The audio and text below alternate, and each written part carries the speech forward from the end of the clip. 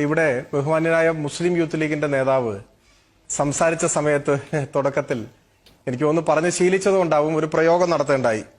ഇത് കമ്മ്യൂണിസ്റ്റ് ചൈനയല്ലല്ലോ എന്ന് അത്രമാത്രം അദ്ദേഹം പറഞ്ഞിട്ടുള്ളൂ. അപ്പൊ അദ്ദേഹം ഉദ്ദേശിക്കുന്ന കാര്യം അതിൽ വ്യക്തമാണ്. അപ്പൊ ഞാൻ മറുപടി പറയുമ്പോൾ അതിൽ നിന്നങ്ങ് തുടങ്ങാം എന്ന് കരുതുന്നു.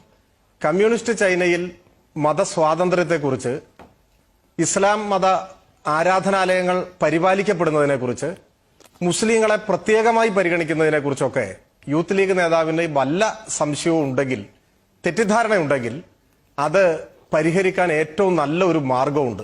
എന്നെ വിശ്വസിക്കേണ്ട, അങ്ങയുടെ സംഘടനയുടെ പ്രസിഡന്റായി പ്രവർത്തിക്കുന്ന പാണക്കാട് സയ്യിദ് മുനവർ അലി ശിഹാബ് തങ്ങൾ, അദ്ദേഹം ചൈന സന്ദർശിച്ച ശേഷം അവിടെ കണ്ട അനുഭവങ്ങൾ, അദ്ദേഹത്തിന്റെ സ്വന്തം അനുഭവങ്ങൾ അദ്ദേഹം മാധ്യമം പത്രത്തിന്റെ വരാന്ത പതിപ്പിൽ കുറച്ച് വർഷങ്ങൾക്ക് മുൻപ് എഴുതിയിട്ടുണ്ട്. അപ്പൊ അത് വായിച്ചാൽ അങ്ങയുടെ എല്ലാ സംശയവും തീരും.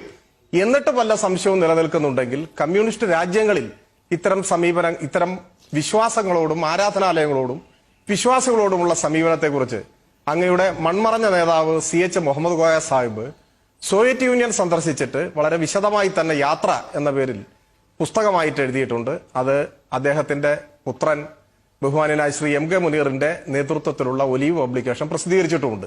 ഞാൻ ഈ പ്രയോഗം വന്നുകൊണ്ട് പറഞ്ഞു എന്ന് മാത്രമേ ഉള്ളൂ. ഇനി നമുക്ക് ഈ വിഷയത്തിലേക്ക് വരാം. ഇവിടെ ഖുറാനെ ഉപയോഗിച്ചുകൊണ്ട് ഒരു പ്രചരണം, അല്ലെങ്കിൽ ഇതൊക്കെയാണല്ലോ ഇപ്പൊ ഇവിടെ ചർച്ച ചെയ്യുന്നത്. അദ്ദേഹം അവിടെ പറഞ്ഞു, ഇനി കുറ്റമാണെന്ന് കണ്ടുപിടിച്ചാൽ നമ്മൾ ഇതിനാണ് ഊഹിക്കാൻ പോകുന്നത്, അതൊക്കെ അന്വേഷണ ഏജൻസികൾ കണ്ടുപിടിക്കട്ടെ. ഖുറാൻ സംബന്ധിയായ ചർച്ചകൾ ഇവിടെ തുടങ്ങിയത് ആരാണ്? എന്റെ ഫോണിൽ സംശയം ഉണ്ടെങ്കിൽ മാത്രം അത് കേൾപ്പിച്ചാൽ മതിയല്ലോ. എന്റെ ഫോണിൽ ബഹുമാന്യനായ KM ഷാജി നിയമസഭയിൽ നടത്തിയ പ്രസംഗത്തിന്റെ ഭാഗവും ഈ ചർച്ചയിൽ പങ്കെടുക്കുന്ന യൂത്ത് ലീഗ് നേതാവിന്റെ മറ്റൊരു ചർച്ചയിലെ ഭാഗവുമുണ്ട്. കുറെ ദിവസങ്ങൾക്ക് മുമ്പുള്ളതാണ്. ഖുറാനുമായി ബന്ധപ്പെടുത്തി ഈ വിഷയത്തിന് മറ്റൊരു മാനം നൽകിയത് നിങ്ങളാണ്. നിങ്ങൾ ഇതിൽ കള്ളക്കടത്ത് ആരോപിക്കുകയാണ്. നിങ്ങൾ ഖുറാനെ മറയായി കള്ളക്കടത്ത് നടത്തിയെന്ന് സ്ഥാപിക്കാൻ ശ്രമിക്കുകയാണ്. അങ്ങനെ ആര് പറഞ്ഞു? ഖുറാൻ ശ്രീ KT ജലീൽ കൊണ്ടുവന്നതാണോ? അദ്ദേഹം വരുത്തിയതാണോ? അദ്ദേഹത്തിന്റെ വിലാസത്തിൽ വന്നതാണോ? കോൺസുൽ ജനറൽ ആവശ്യപ്പെട്ടതനുസരിച്ച് ഒരു സഹായം ചെയ്യല്ലേ ചെയ്തത്? സാമാന്യമായ മര്യാദ വേണ്ടേ? പിന്നെ ഖുറാൻ ഒരു വലിയ വിഭാഗം വിശുദ്ധ ഗ്രന്ഥമായി കണക്കാക്കുന്നതാണ് എന്ന ബോധ്യം ഞങ്ങൾക്കുണ്ട്. ഖുറാൻ മാത്രമല്ല, ഒരുപാട് വിശുദ്ധ ഗ്രന്ഥങ്ങളുണ്ട്. അതത് വിഭാഗങ്ങൾക്ക് അത് വളരെ വിശുദ്ധമാണ്. ഞങ്ങൾ അതിനെല്ലാം മാനിക്കുന്നവരാണ്. മനസ്സിലായിട്ടില്ലേ? എല്ലാ മതവിഭാഗങ്ങളുടെയും വിശുദ്ധ ഗ്രന്ഥത്തെ മാനിക്കുന്നു. ഇനി ഖുറാനെ സംബന്ധിച്ച് ഞങ്ങൾ കൃത്യമായ ഒരു നിലപാട് വ്യക്തമായി മുൻപ് പറഞ്ഞിട്ടുണ്ട്. അത് ഇപ്പോഴൊന്നും അല്ല. ബഹുമാന്യനായ ലീഗ് നേതാവ് മനസ്സിലാക്കണം. 1985 നമ്മുടെ കൽക്കത്ത ഹൈക്കോടതിയിൽ ഒരു കേസ് വന്നു. അത് നിങ്ങൾ ഒന്ന് പരിശോധിക്കണം. ആ കേസ് ചാന്തമൽ ചോപ്രയും അദ്ദേഹത്തിന്റെ സുഹൃത്തും ചേർന്ന് കൊടുത്തതാണ്. സംഘപരിവാറുകാർക്ക് നല്ല ഓർമ്മയുണ്ടാവും. ആ കേസിൽ ആവശ്യപ്പെട്ടത് ഖുറാൻ നിരോധിക്കണം എന്നാണ്. ഖുറാൻ നിരോധിക്കാൻ ബംഗാൾ ഗവൺമെന്റിന് നിർദ്ദേശം കൊടുക്കണം എന്ന് ഹൈക്കോടതിയിൽ ആവശ്യപ്പെട്ടു. ഹൈക്കോടതി ബംഗാൾ ഗവൺമെന്റിനോട് വിശദീകരണം ആവശ്യപ്പെട്ടു.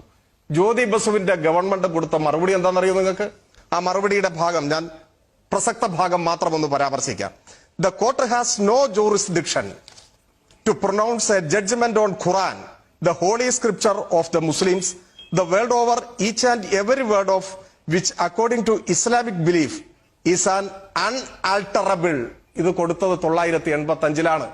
മതഗ്രന്ഥങ്ങളെ സംബന്ധിച്ചും വിശ്വാസത്തെ സംബന്ധിച്ചും ചോദ്യങ്ങൾ ഉയർന്നു വരുന്ന ഘട്ടത്തിൽ ആ വിഷയത്തിൽ കൃത്യവും വ്യക്തവുമായ നിലപാട് സ്വീകരിച്ച പാരമ്പര്യമാണ് ഞങ്ങൾക്കുള്ളത്. കോടതിക്ക് അതിന് അധികാരമില്ലെന്ന് പറഞ്ഞവരാണ് ഞങ്ങൾ. ഇവിടത്തെ പ്രശ്നം എന്താണ്?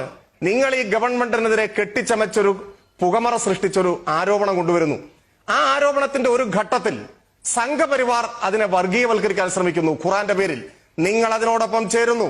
ഖുറാനിൽ സ്വർണം കടത്തി എന്ന് അങ്ങയുടെ നേതാവും പരസ്യമായി ആരോപിച്ചുകൊണ്ടേയിരിക്കുകയാണ്. അതിനെ ഞങ്ങൾ എതിർക്കണ്ടേ? നിങ്ങൾ ഖുറാനെ കുറിച്ച് പറയുമ്പോൾ ഞങ്ങൾ ബാലരമയെ കുറിച്ചാണോ പറയുക? അപ്പൊ എങ്ങനെയാണ് ഞങ്ങൾ വർഗീയത ഉണ്ടാക്കുന്നത്? ഞങ്ങൾ പറയുന്നത് ഈ ആരോപണം തെറ്റ്.